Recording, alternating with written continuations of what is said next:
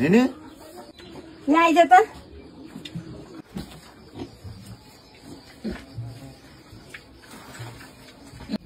हेर्न मजाले बढ्दै गएपछि हुर्के भयो बा के भयो खै छोड त हेरौँ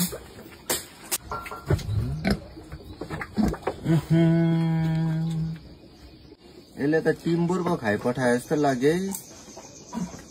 टिम्बुर खायो भने पो यसो गर्छ दाँच्दैन पो टिम्बुर खाइ पठायो नि त राम्रो खालको रम लिएको छ हौ छोरी ल्याइदिएको छ त हौ लु त जाउ त फुपू छिट्टो लिकिन हौ आहा कसरी खुवाउँछस् है